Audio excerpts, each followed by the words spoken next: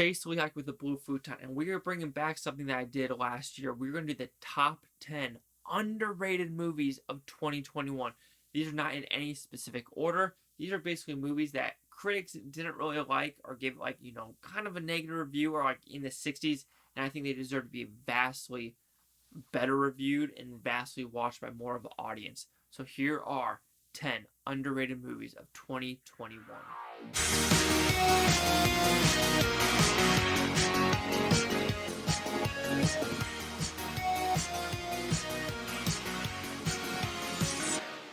Like I said, there is no specific order. We're just going to go down the list on the list. One of them is Ghost Lab. This actually has a 29% with the critics on Rotten Tomatoes.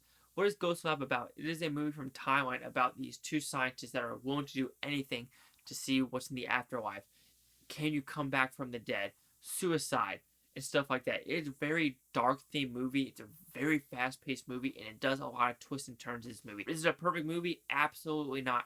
But I think it's one of those movies that people need to be like, another country is making a different, unique style of movie, and I think Ghost Lab is one of them that needs to be watched by more people. The next one on the list is called Mainstream. It's an Andrew Garfield movie about society and trying to get as much likes on YouTube and what people are willing to do behind the camera and in front of the camera of just demoralizing people. And I think this movie, with these type of movies, a lot more of them are coming about YouTube, what's behind your phone, what are you doing in society as a whole. And I think Mainstream actually is the most powerful one of the all out of most of them I've seen about what people are willing to do for YouTube, for clicks, for clout, and stuff like that. Mainstream, I know it only got a 33% from the critics. I think that's completely wrong. This movie does a lot right. Andrew Garfield steals the show. He's a tour de force, bar none in acting. But yeah, Mainstream, I think should be more of a mainstream movie, hands down. Next is an Italian movie. I think it's Italian. It's called A Classic Horror Story. This one has a 50% on Rotten Tomato. This does a lot of interesting, like Midsommar type of twists and turns of what we're doing in the woods and these characters. But the twist at the end, some people are going to hate it. I thought it was a hysterical, funny twist, and it completely worked. And the gore at the end was hysterical. Actually, the gore in this movie is pretty good. Some weirdness to it. I can understand how some people might not like it because it is a pretty weird movie. But I think it deserves better than 50%. Maybe a 65, maybe a 70%. But I think A Classic Horror Story does the tropes right, does what it's making fun of right, and it does the right amount of gore to please the audience. Alright, the next one was a 20th Century Fox movie that went to Netflix, The Woman in the Window. And this one has a 26% on Rotten Tomato by the critics. I think it deserves to be in the positive. I thought the twists were good, the acting was great, the cinematography was great, the transition between scenes of what's happening with Anthony Mackie's character. Like, I just still love the scene where Amy Adams is in her apartment and it pans out and it goes to like a car in the apartment with the snow. I just like the transitions in this movie. The Wyatt Russell character, what he does in this movie. I enjoyed this one more than a lot of other people. And I know now Netflix with I forgot it's making a kind of a spoof movie about the woman in the window with alcohol and blah blah blah. It's like a 20 title, spoof of all these movies, Girl on the Train, Gone Girl type movies. But I think Woman in the Window succeeds tremendously. I enjoyed it. Yeah, the ending might be a little bit far-fetched for some, but you know what? I enjoyed it. The next one is called Born a Champion. This one, not a lot of critics have watched it. It has one positive and one negative, so technically at 50%. This is one of the best sports movies of 2021. You have this and American Underdog. Fantastic movies. One came out in January, one came out in December, and I think they're both easily the top two sports movies of 2021. People need to watch this one if you're into MMA, if you're into fighting. This one is for you, bar none. Watch it, find it. You will not be disappointed. And the fun fact is, they both star Dennis Quaid, and they're both Lionsgate releases. So you know what?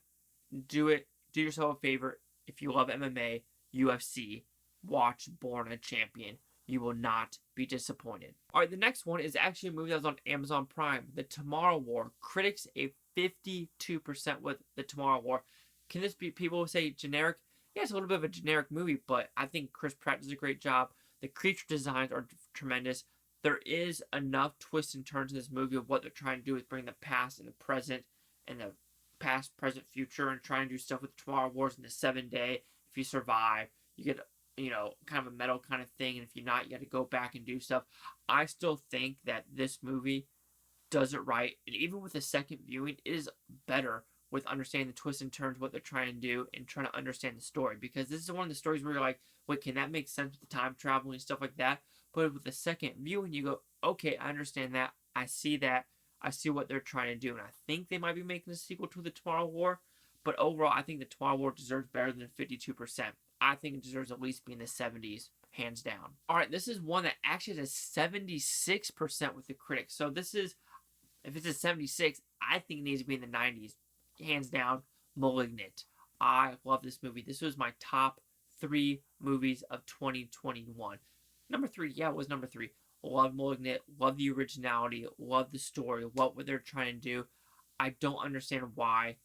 This also, I think this is more of a fault with the audience score. It's in the 50s, so technically that's rotten. Malignant is in the 90s. It needs to be in the 90s. It is that good of a movie, that bonkers, that much wide shot. And this movie didn't have the editing problems of like the 355, the 355, edit. No, not Malignant, wide shot, fishbowl lens. Let's see everything happening with minimal cuts.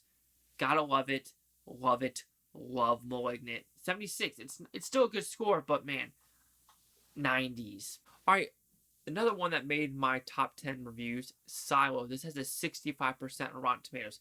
This is a well-contained story about small town, corn, and survival. Small town, corn, survival. That's all you need to know, but Silo is a very short, like 80-something minute movie. Goes by so quick. You're tense the whole time. And you know for a fact when you read the comments of these movies and of these critics, they don't understand small town living and what some of the farmers have to go through and risk their lives. And this movie is kind of the dedication to those farmers. Silo, fantastic movie. Try to find it. It's like on Vudu for maybe $3.99. Do yourself a favor and rent it. You will enjoy it. Like I said, 65. I think this one should be maybe in the 80s. Next one is a movie that came from Japan called A Family, or Yakuza in the Family. That has a 60%. I love the groundedness of this movie, of the whole Yakuza, of what Yakuzas have to kind of go through to get back in Japan society of, kind of like a prison. They go to prison for the Yakuzas, and now they basically have to take this 5-year hiatus before they can even get like a credit card, before they get a job, before they're actually accepted in the Japan culture. Basically, you were Yakuza, you're getting shame. It's basically Game of Thrones, shame for 5 years. And this movie goes into the guy's struggle, who he's touching, and what he is touching, who he's touching, how are they infected by his past. I enjoyed it. 60% still technically a positive, but it at least needs to be in the 80s. Last one was actually my number 1 movie of 2021, Night in Paradise. This has a 72%.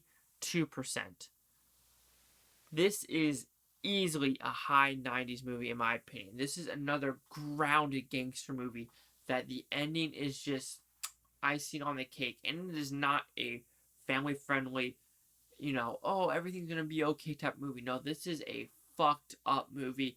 Suicides, murders, beat ups, betrayals, integrity. It has everything just wrapped in a perfect bow of a gangster movie.